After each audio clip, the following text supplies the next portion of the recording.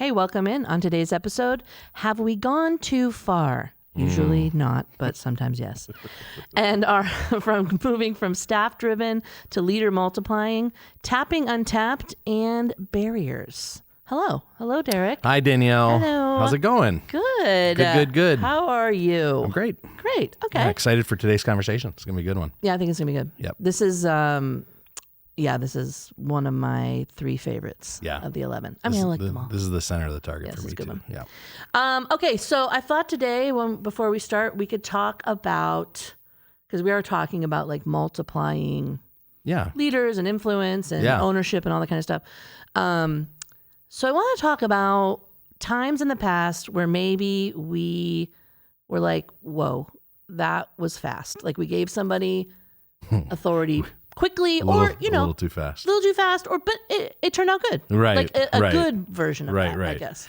Well, yeah, because our mantra always has been, and I wrote a whole book about this. So like our mantra has always been, you give away leadership maybe sooner than it feels comfortable, and trust, to have a little trust in that process. And, look at Jesus and the 12 disciples and like, according to our standards, Jesus probably gave away ministry a little too soon to these very untrained, very raw.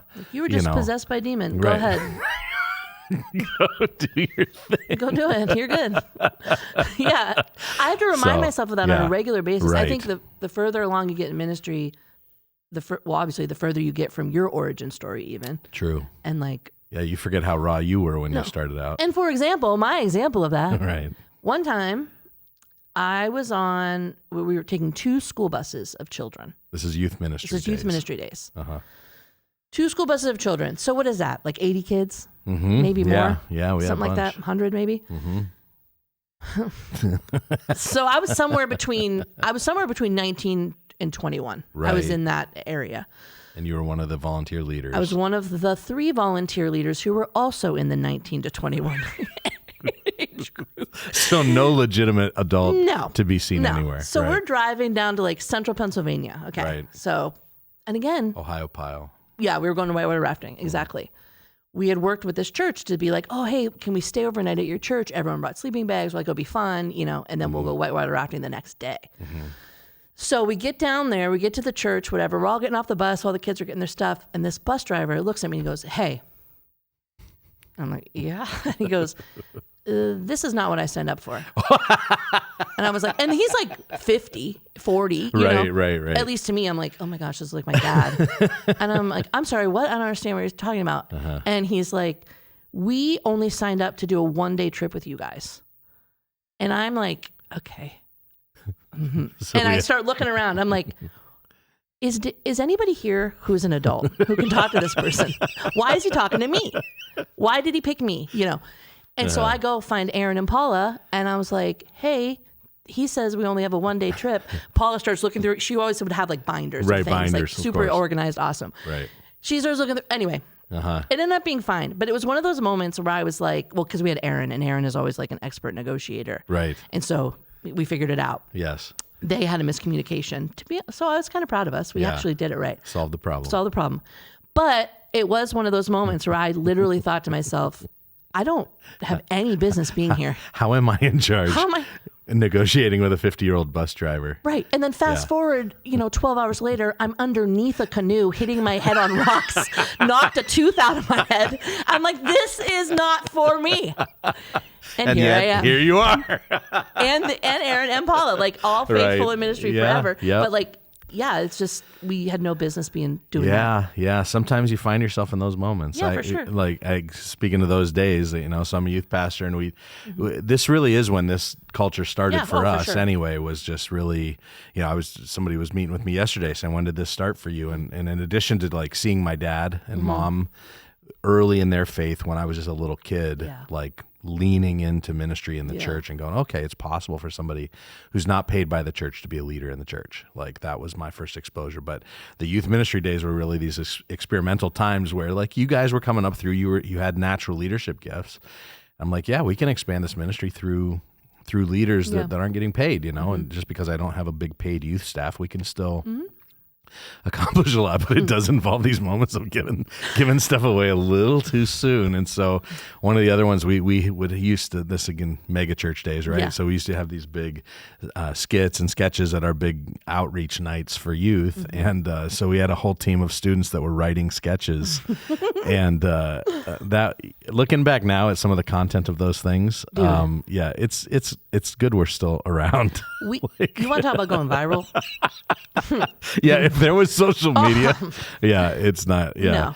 But the one funny one, we had one of the student skit writers, who was probably not ready yet to be writing spiritual content for hundreds of youth. Spiritual content. They were so creative. But they were really creative, but not so much in that. So I'll never forget, and we talk about this all the time. We came in the one day to review his work, and he goes, "Oh, you're gonna have to. Yeah, sorry. I encrypted those files." This is like early days of compute. I don't want to see any parents. I don't want any parents seeing this. I encrypted it. And so we're like, encrypted it. And again, like computers hadn't even been around that long. So like we barely had a computer. It was one of those big white ones with the big butt on the back. Exactly. And so like encrypted. And you were pretty good at computers at the day. I think you were the one that was like, all I had to do was change the font. Like he put it in like Zap Chancery or something. Like Wingdings. It was like Wingdings. Wingdings. So he highlighted the Word document and just changed it from Times New Roman to Wingdings. It was like, nice work, kid. And the quick change back, and you were the code cracker of the century. Like you should have been. I won everything. Yeah, you should have been in World War II solving the Nazi codes.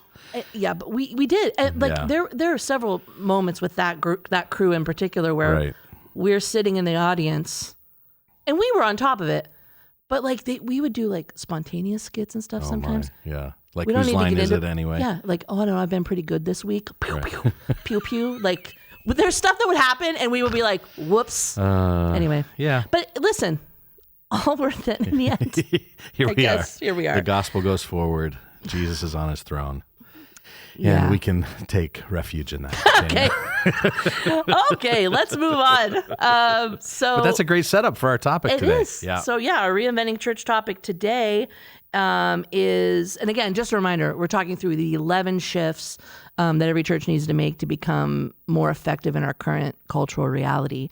And today we're talking about going from staff-driven to leader multiplying.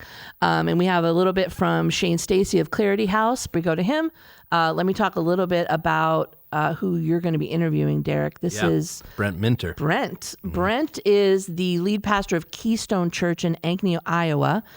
He started there in June of 2016, and in 2017 they started as a church plant, or a multi-site church basically, and they became autonomous and changed their name to Keystone Church, which shout out to Pennsylvania. Oh, the Keystone State. Yeah, you can get some connection there.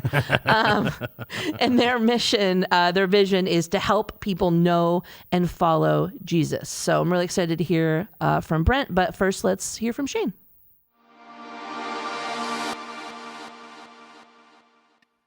Do you want to experience more joy in your leadership and in your ministry? I know I do. So let me start with a little pop quiz. When in the Gospels are we told that Jesus was full of joy? Maybe your mind immediately runs to Hebrews 12:2. For the joy set before him, he endured the cross. And that's true, but that's not in the Gospels. There's only one time in Matthew, Mark, Luke, and John where we are explicitly told that Jesus was filled with joy through the Holy Spirit. And it's Luke 10:21. And the context, it's interesting. The context is Jesus had just sent out the 72. They came back reporting all that they had done. And apparently all that they had done is the very same work that Luke told us back in chapter 8 that Jesus himself had been doing. But now they're able to do it. Why is this so important? What increased Jesus' joy in his leadership, in his ministry, wasn't just doing great ministry. It was raising up more great ministers. Let me say it again. What increased Jesus' joy in his earthly ministry wasn't just doing great ministry. It was raising up more everyday ministers, more leaders who could be in places that he could not be physically in his earthly ministry, but could do the things that he could do. And I'm telling you, friend, I'm finding that this shift in thinking in practice is making significant difference in both leadership and in ministry, but also in my joy. We're not called to do all the ministry. We're called to develop and empower and release others into their full kingdom potential. And here's something worth pondering. Leaders who only do often multiply activity, but leaders who develop others ultimately multiply impact. So why is this shift from seeing ourselves as doers of great ministry to becoming developers of everyday ministers? Why is it so important? Let me give you a handful of reasons, and a couple of them are going to be obvious, but a couple of them I think will be a little more subversive. The first reason I would suggest is that multiplication beats addition. One person doing ministry can reach dozens, but one person developing others can reach hundreds, right? That's obvious. But a second reason would be this: it prevents burnout.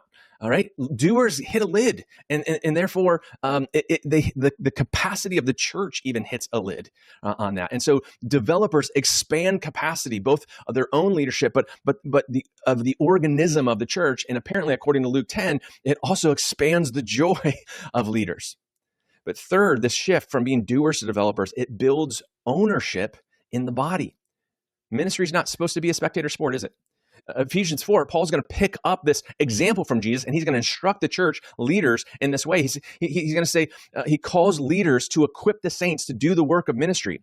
And he actually says, you won't get an Ephesians 4:13 outcome, namely Jesus-shaped maturity, without a Ephesians 12 equipping practice. Let that lean on your mind for a moment. A fourth reason I would suggest moving from doer to developer is so important is that it starts showing up. This leadership then starts showing up in unexpected places. When spiritual leadership multiplies, it doesn't stay confined to church programs. It begins spilling into offices, in backyards, in sports fields, and around dinner tables. Developed leaders begin to carry the words and ways of Jesus into places that most staff will never step foot, and help others taste and see those same words and ways themselves. And finally, is this. I think it just helps cut through the over-programming of the church. Sometimes the best way to grow leaders is to do less for a season so that we can invest more in people. And here's what I mean by that. See if this is true. The more programs your staff have to manage, oftentimes, the less people development that manages to take place. Does that feel true? And this whole idea of moving from doers to developers, I mean, it's not just a theory. I mean, the gap that often exists in the church is very, very real, and we're experiencing it all around the country. In fact, Lifeway Research reported back in 2016 that 92% of pastors affirm that leadership development is vital.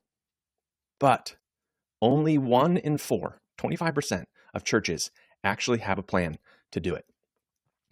Again, that was back in 2016, but not much has changed. If it's so important, then why is it often so neglected? It feels slower, right? We measure staff output, not staff impact, because some of us fear becoming dispensable. And if we're just honest, sometimes we just don't know where to start. And I'd also say, because often even our mindset is we're not doing leadership development. We're actually looking for proven leaders rather than thinking about and having a plan for leadership potential. Therefore, we default to leadership placement by finding those who are already leaders rather than having a leadership development mindset that sees people with potential and raises them up to be emerging leaders. You know, that stat I shared earlier, it's sobering, but here's a bigger issue.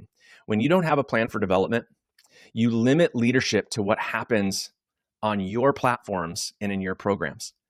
And we keep leadership development then locked in the realm of volunteerism, and we keep great leaders locked into the realm of volunteerism. It gets stuck oftentimes in our assimilation funnel. But do you know where there's 1 million platforms, 1 million places to live as a person of kingdom influence? Out in the world. So here's just one simple practice for us as leaders to consider. Embed development into regular rhythms. Embed development into regular rhythms. Development isn't just an add-on. It's a built-in rhythm. If you try to just tack it on, it's going to get lost. But if you bake it in, it becomes culture. So use staff meetings as mini development labs. Ask in your one-on-ones with both staff leaders and lay leaders, who are you developing right now? Celebrate the multipliers, both staff and non-staff. Celebrate them publicly, and make people development part of the goals and evaluations of everything that you do. You know, when you're even hosting people from your neighborhood in your own home, pull someone alongside to develop them and doing the same kind of thing. See, here's the truth. In the short run, developing leaders feels slower, but in the long run, it's always faster. You can cram for a test, but you can't cram for capacity building or legacy building. So here's a legacy question. If you left your role as a staff person, as a lay leader, a year from now, would ministry stop because you were a doer of ministry, or would it thrive because you developed others? And just like Jesus, you may find that your deepest joy isn't just in doing ministry, but empowering others to step into it, both inside the church and out in the everyday places of life. I mean, that's the kind of ministry that multiplies impact, but also apparently fuels greater joy.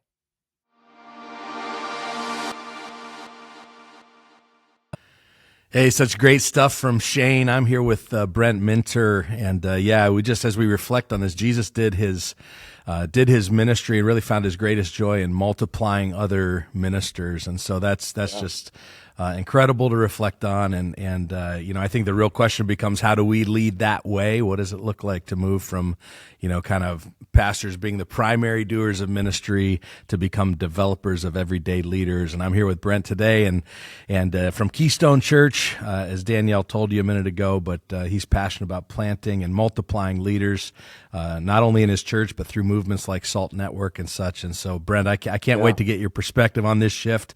Thanks so much for being part of the podcast today. Yeah, man. I'm really honored to be a part of it. How's life in Iowa these days? Lots of corn? Lots of corn. It's about to be harvest. And so, all right. Life gets busy. A lot of people go home to help on the farms, and it's fall season. So that's kind of the ministry kickoffs for a lot of us.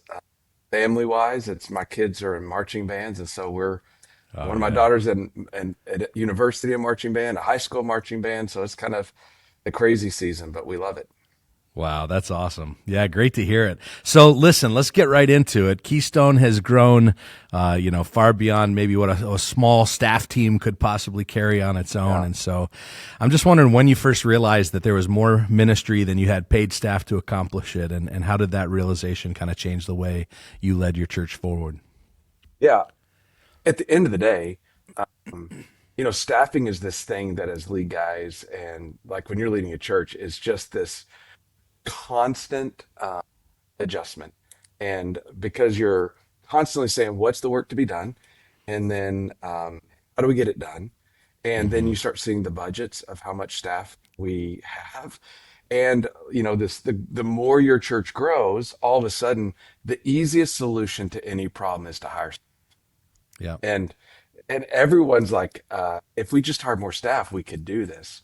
And you just can't do it. And I think for us, we've, a lot of times we refer back to Miller's church size dynamics. And there's just this, we have moved several cultures, like size cultures over the last 7 to 8 years. And you kind of have to approach it differently.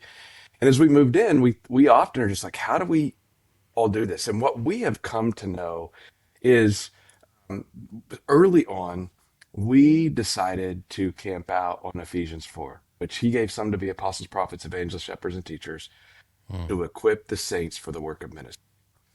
And so a lot of what we do comes from our background as collegiate ministry, but we early on just began to say, hey, actually, some of our leadership roles in the church is not to just do the thing, but to equip the people to do the thing. Yeah. And so honestly, we have one of the biggest things that we love to do is to continue to raise up leaders. And actually, probably one of the biggest distinctions that we've made in our staffing is at this point, Derek, we have a lot of staff, but the vast majority are residents in a 2-year program, because we're not just seeing that we need paid staff here. We actually are trying to equip young staff so that we're multiplying staff leaders that ultimately won't even end up here. And so when we hit, our ministries, it's just a constant development of our people. So, and when we think of our staff now, we train our staff is just like, who are you raising up? Who are your leaders? Who are the volunteers? Yeah. And we can maybe talk, and this will come out a little bit more, is in my mind, I'm not just thinking who are your volunteers and who are you delegating the smaller task of to. I'm actually saying, who are you raising up that can do what you do? Yes. Here's a great example. When we hired our last worship guy, Most of our staff are hired inside. We put on the job description, if you're not okay leading worship 50% or less of the time on the platform, you're not our guy, because your job is to develop other worship leaders. That's great. Yeah. So we That's actually, great. yeah. Now go ahead. Go ahead. No, so we put that in some job descriptions, but we actually put that on a lot of things. As a lead guy, I by vision will never preach more than 50% of the time. Because if I don't model giving ministry away, then other people won't do it as well. So Yeah. we try to model that, put it in job descriptions, and just be like, you know, that's what we do. Yeah, I love it. I love it. I told our staff last week, we just had a training on this, and I said, listen, if you're running around doing all the ministry yourself, you're actually not doing your job. That is not your job. You have an Ephesians 4 job, and it's not to run around and do the ministry. And I think what's interesting is I was recently, one of our staff members was doing a job that is not a fun part of her job. And just the recurring thing. And in her mind, she had said to herself, this is kind of an annoying job, and I'm not going to make anyone else do it. And I paused her and I said, listen, there are so many people that don't have skill sets to teach. They don't have skill sets to get up in front and lead people.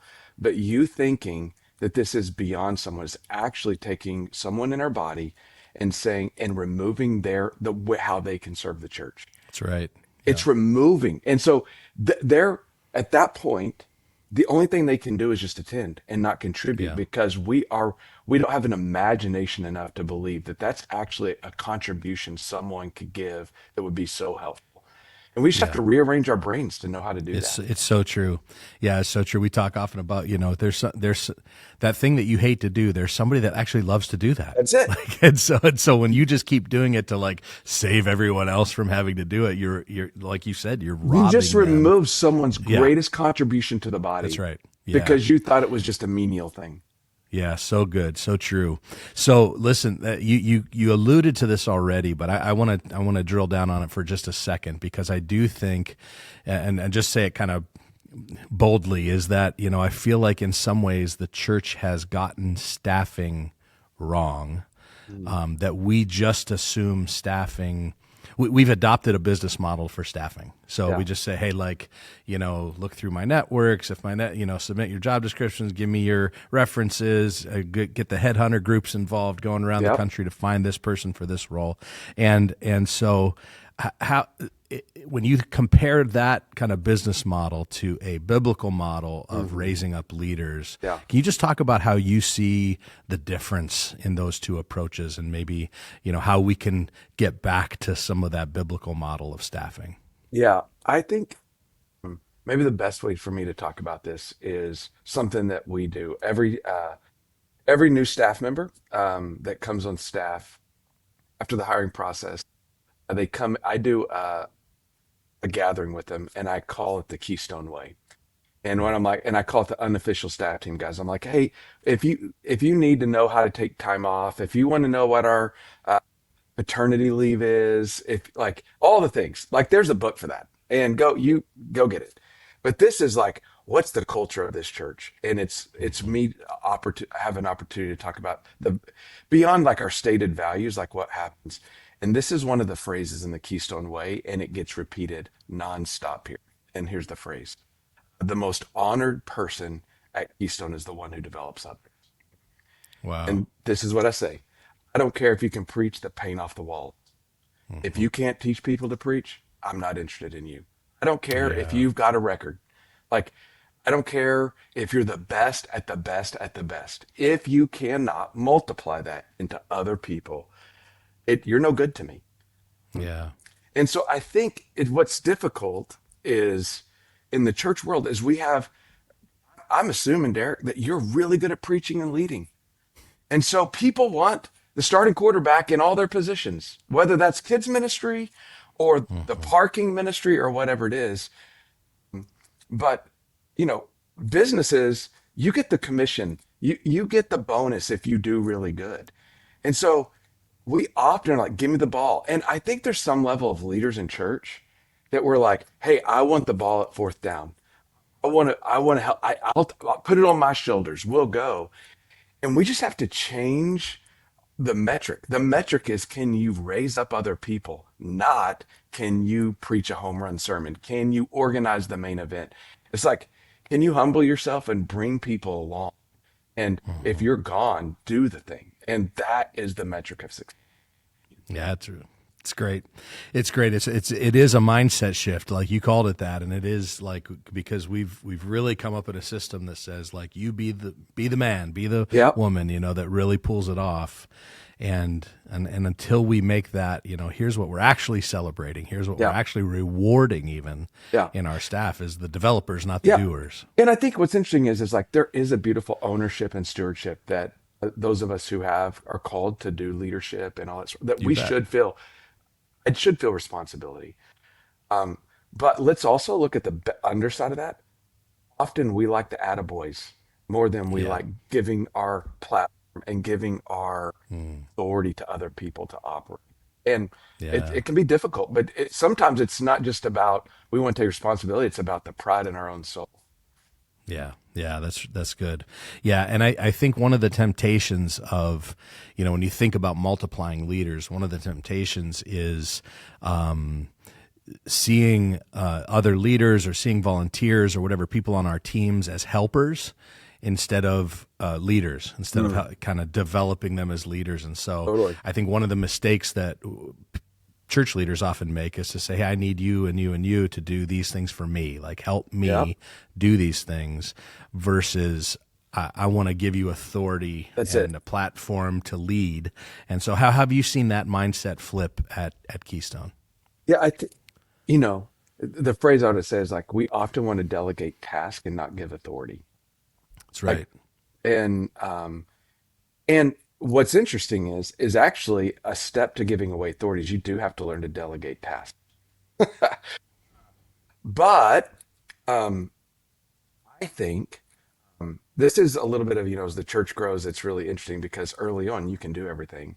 And if the size and the scope is at a point where you can, make a lot of sense. And there's a joy in some sense to be able to delegate things that don't bring you joy. There's a level of like that. But I actually think the great thing here is when you learn to give away authority. And this is something that's easy to talk about, but hard to do. That's right. Like I could keynote a talk on this and everybody like, yeah, that's good. That's so Jesus leadership. Yes, yes, yes, yes. But here's what giving away authority is. It means letting someone else make a decision and run with it. And that wouldn't be how you would do it. Right. And until you can sit in that meeting, like I think of it all the time, like a little bit of my background is I was a worship pastor for 15 years. And in that worship pastor also oversaw communications before my current role. So when it comes to design, websites, music, not only do I have opinions, I have professional opinions. I don't have like, oh, this is just my thought. I like blue or green. I can speak the language. And here's what giving authority is. Giving authority is that is yours, and I believe you to make that decision. And even if I disagree, I'm cheering you on. Yeah, that's great. And it just like from my perspective, that's been the hardest thing for me.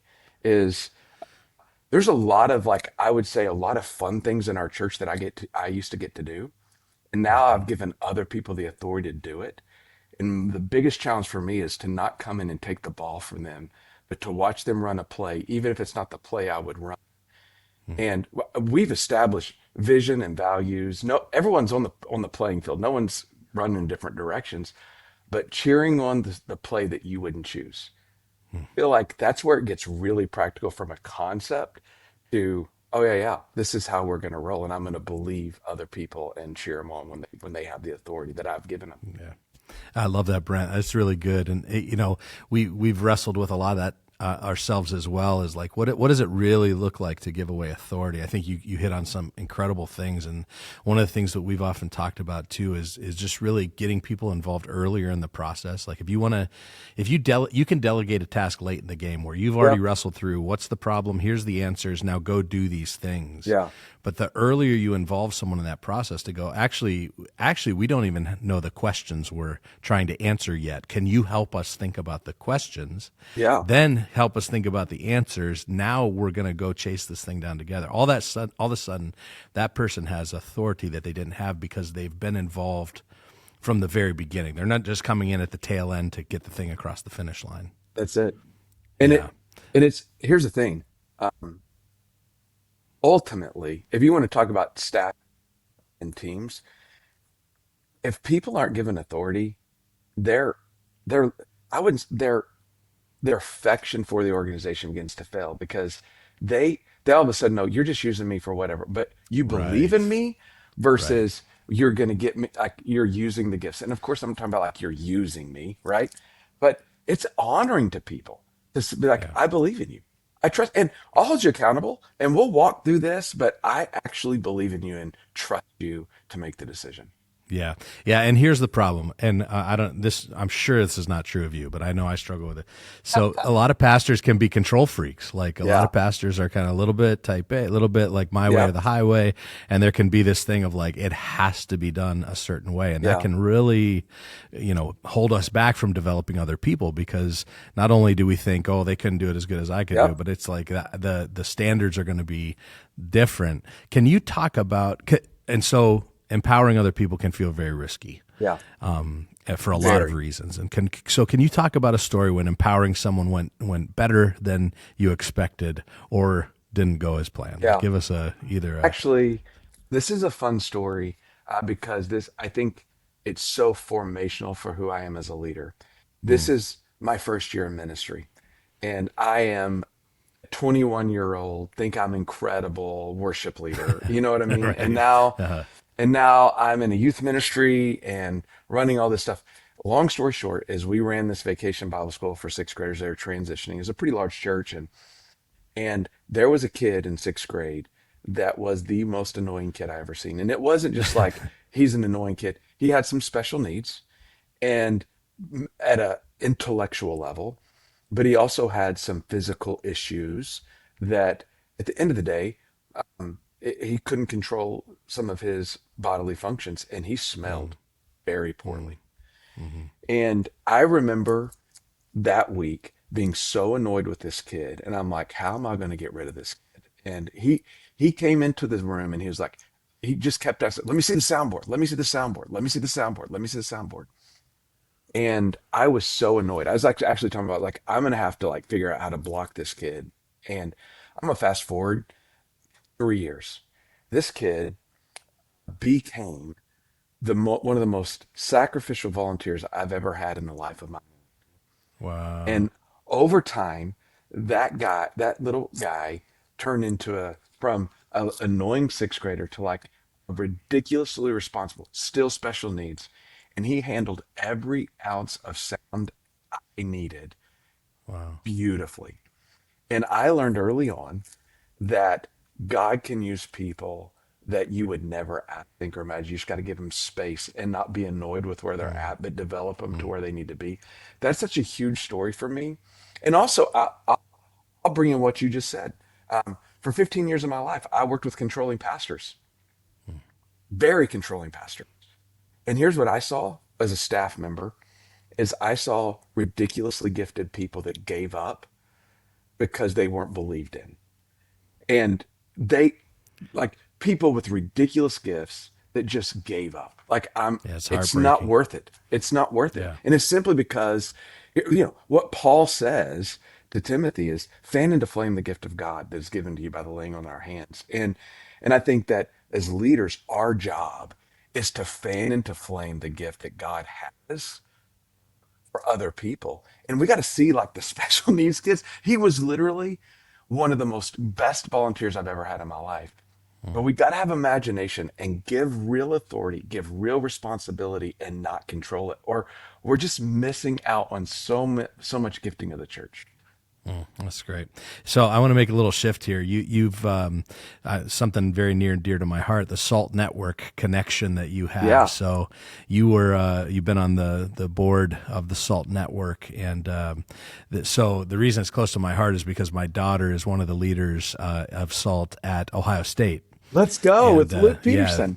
Yeah, with Luke, and they've got an incredible movement going there. I mean, it's just unbelievable to see what God's doing through that movement, and that part of the magic, if you will, I think of SALT is this raising up of leaders from the university campus and leaning into these kind of embedded kids who are already there.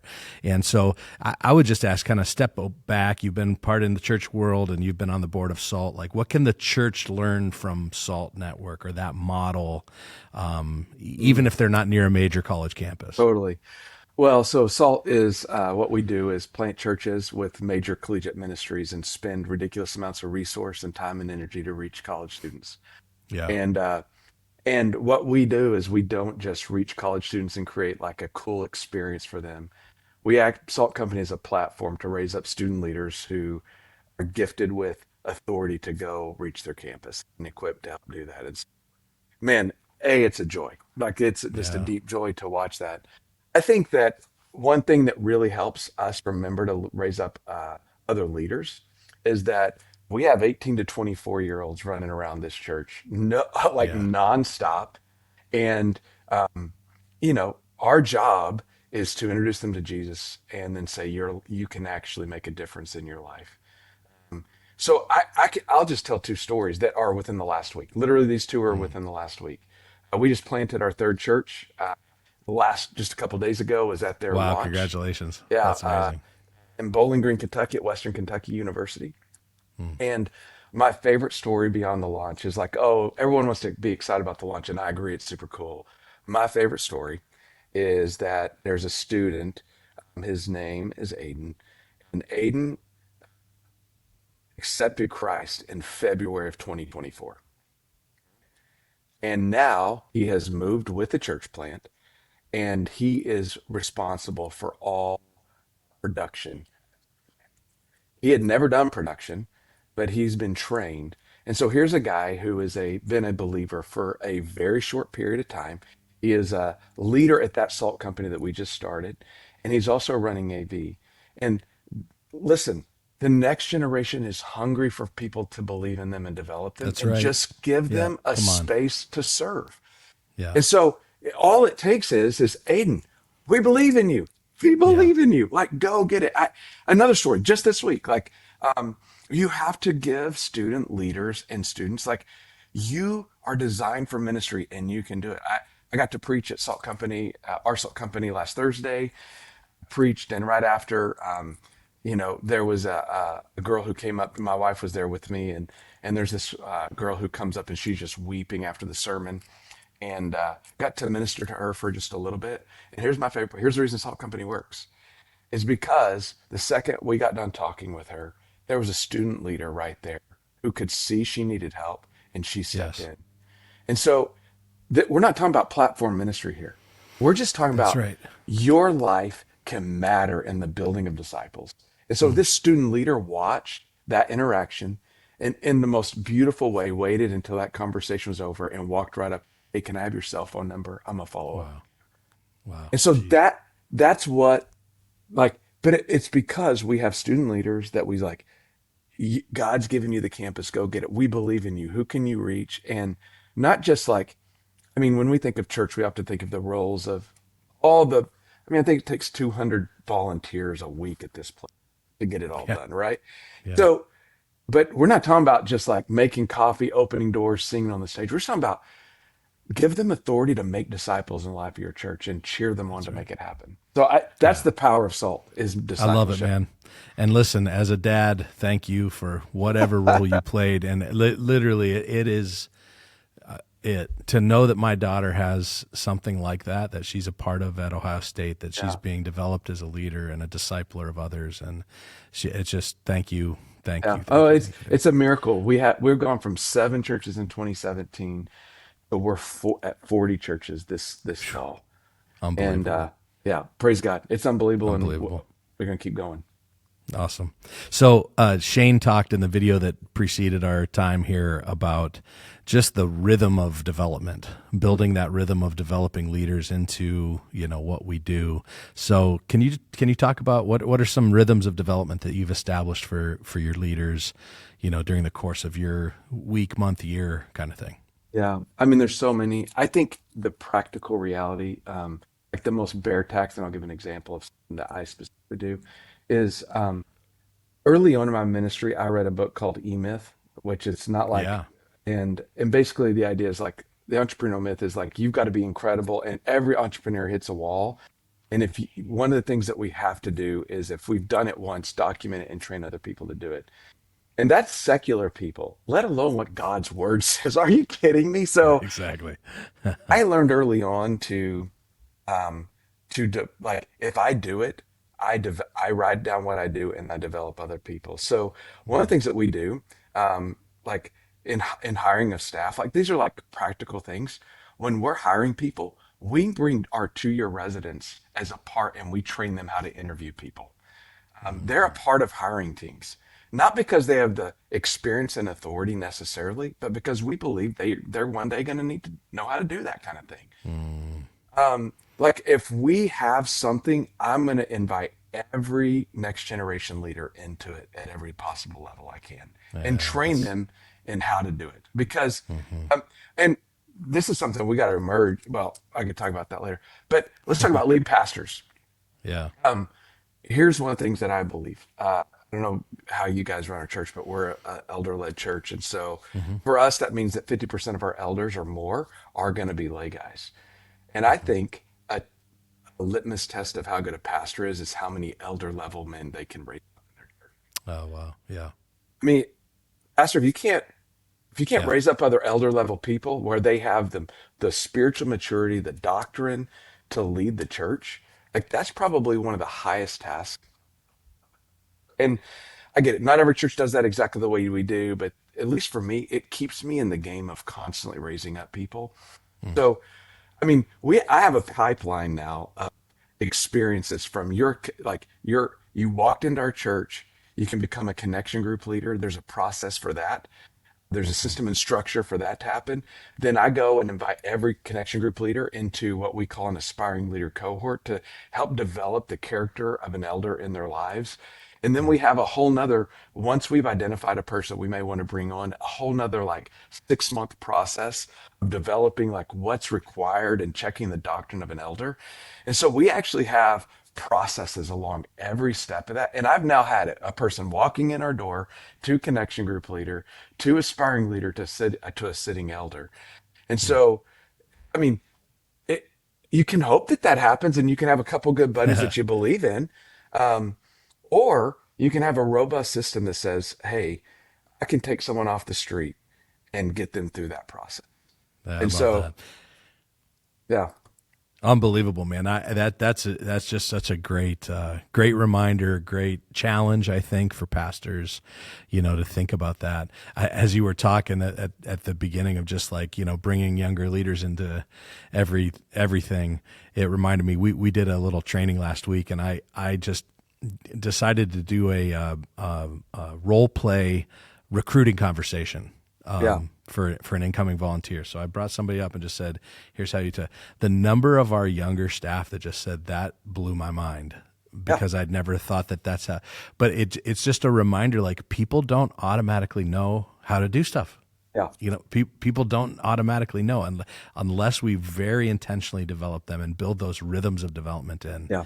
It doesn't just happen. It doesn't just happen. And here's the thing, Derek, someone did it for you. That's Like right. like everyone I know in ministry that is laid down their life and at some point they can point to a person who says they believed in me before I was ready and they gave me the That's ball right. anyway. You Yeah. can't find someone in ministry that can't have that person or two that said, hey, you're not ready and you might embarrass us, but we're going to give you the ball. Go run with it. Yeah, exactly. That's right.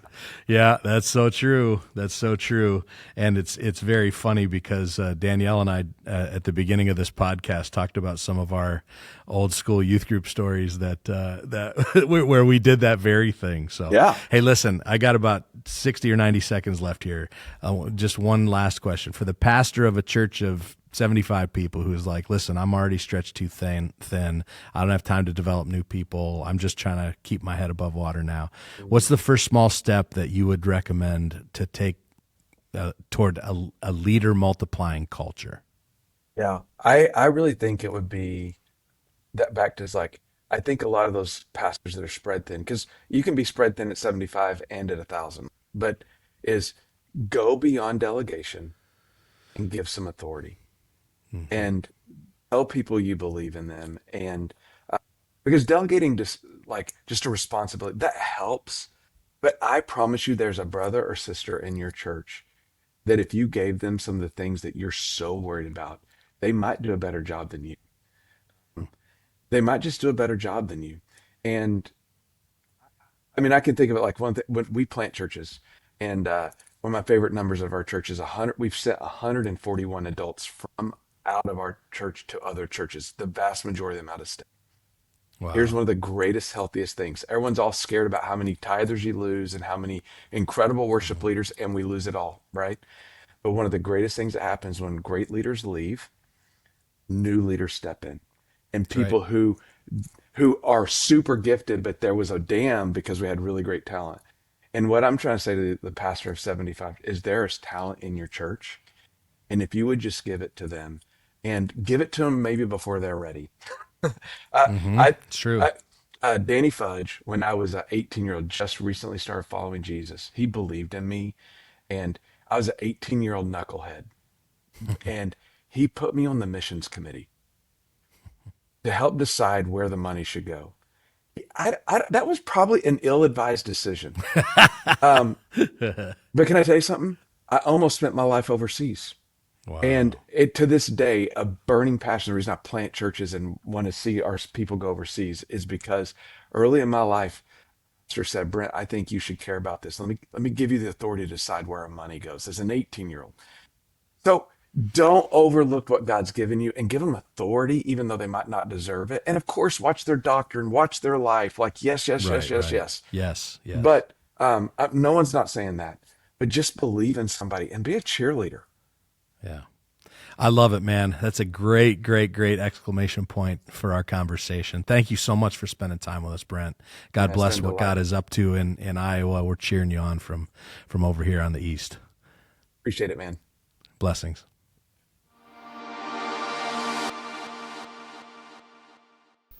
Okay, that was great. Great topic, great conversation. Like I said before, this is one of my clutch shifts personally. So yeah. I hope this is helpful for everybody. Yeah. So now we're going to talk about what happened this week at Grace, a little behind the curtain action. Well, what we thought we'd talk about is really kind of this concept we talked about ahead of time, even just the idea of unleashing volunteers to high levels of ministry within your ministry.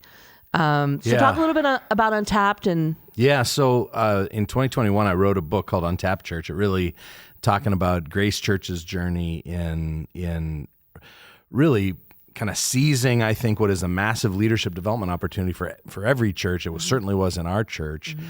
And that word untapped means available but not used. And so the idea is that there's people in our congregations who are available to be used by God in incredible ways that often are not used. Yeah. They go untapped. And so that's the concept. And really our journey starting back in 2010 of just going, hey, we're going to recruit some people. We're going to bring them onto our staff, and we're going to, let them rise to whatever level of the organization that their capacity allows for. Great.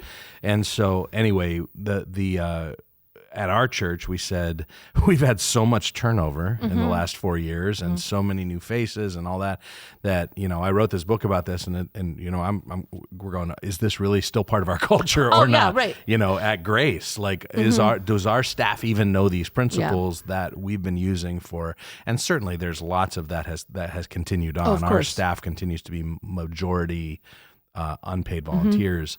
However, our existing staff, maybe some of those muscles got a little, we weren't working them as much as we once had. So. Well, and I think not to blame it, but I do think COVID broke the rhythm a little bit. It was huge. And like, even if you look back to that time, we had people doing stuff in that time as staff that we would never have a staff person do. Like, the director of our entire creative department was a puppet. Right. On video, literally the puppet for kids. Like, that would never we would have millions of people who would want to do that. Right. And we just, I think. Well, and we had to keep people employed. We had to keep people employed. We had to keep stuff to do, literally. Yeah. But and I think I agree with you. I think it wasn't an abandonment of it. Yeah. It was just we had to build it back up because of the turnover and because of what happened in COVID, I think. Yep. So we did a big training day for our whole staff. We're taking the whole staff again through the book and kind of reorienting ourselves to that idea, and had about a 3 or 4 hour training day last week that the whole staff went through, and I took us through some of the workshops that I go and do for other churches and did it for our staff, and it was really fun to actually see some of our longer term staff investing in some of our newer staff and telling stories about how this has worked for them, and it was just really a good hands in the middle moment for us to go, okay, this is who we are, this is what we do around here, and we just need to re-up some of those skills that we may have lost along the way. Yeah. So I love too, before that day. And even to this week, there's still some more. I love that we adopted kind of a training versus teaching model around that. Like, we did cohorts, which was cool. And obviously your presentation leaned that way. Yeah. So that was cool to even like put it in the new context in the way that we relearned it. Yeah. So that's. And this bleeds right into our tips and tools segment. Sorry, I don't mean to, do the transition for you. Thank you. Welcome. But one of the we thought we'd offer this, and people that subscribe to my newsletter will get a free version of this this tool. And it's really a barriers tool that we walked our staff through that just said, hey, what's actually preventing you? And it's in my book a little bit, and then we've amplified it a little bit since then. But we talk about 10 barriers that describe the hesitation that a church staff person might have about inviting a high capacity volunteer onto their team. And I think kind of diagnosing those 10 barriers and then figuring out, like, what do I do? If that's my barrier, what do I do about that? Is a really helpful first step for anybody, for any staff person. So, we talk about, like, I'll give a couple examples, the energy barrier. And so it's too much work to train and develop someone. Very common So one. just to go, hey, my plate's already full. I don't have time or energy to do this work. All the while not realizing that this is going to save you work, and a little work invested up front is actually going to save you a lot of work on the back end. But this idea that I'm already overwhelmed and training volunteers seems like more work. And so that's one of the barriers. The role barrier is something that comes up a lot. So this role is too important for a volunteer. Like, I could never ask somebody to do this. And it's funny even to look back on our history and go, the kinds of roles that used to be off limits, that all this, once you kind of breach that barrier, then all of a sudden, I think about preaching. I think about, like, back in the day, serving communion. Yes. Like, there were like these finances, working with the money. Like, there were these roles that were only reserved for either pastoral staff or paid staff or whatever, because of the accountability associated. And it's like, man, once we started breaking through those barriers, it's like anybody, the body of Christ is a beautiful thing that God equips with people, with skills all over and there's people that can preach that aren't paid. That we've people on our preaching team now still that are unpaid volunteers that, that's just once that barrier's cracked, it's really beautiful to see people step in. Yeah, that's really good. I think about the commitment barrier is a big one. Yeah. So, they might quit when things get difficult, or like what's going to happen, are they going to be committed enough? And we've just found as soon as you treat people like the authority that you're entrusting them, that they will step up. Yeah. And of course, you will have people quit, but it becomes the same risk as an employee. Yeah. It's right. Yeah, exactly. you could have an employee quit. Exactly. Just as easily. Yes, that's right. You got to get your head around that. That's a hard one. I'll say one last one. So I mentioned 4, there's 10 total. Yeah. But one is the guilt barrier. And I think this is what a lot of people feel of, like, I don't want to burden that person. And again, one of the most toxic phrases that's used in churches is when people look at paid staff and say, I'm not doing that ministry. That's what we pay you to do. Yeah. And so sometimes that can get in staff people's mind and go, that's what I'm paid to do. Yep. When in reality, the Bible's pretty crystal clear that there are leaders in churches to equip the saints for works of ministry. Yeah. That is the job of leaders in churches. And so anyway, I've got a great tool. Hopefully people will sign up for that newsletter. You can get a free copy of this in there that goes through those 10 barriers. It gives some, here's what to do with this barrier if you have this one, and then simple ways to take action to overcome those barriers. And so, bare minimum, it will make a great discussion guide for your team. For your team. That's very true. For real. Yep. Okay, great. So I think we're good. I think we're done.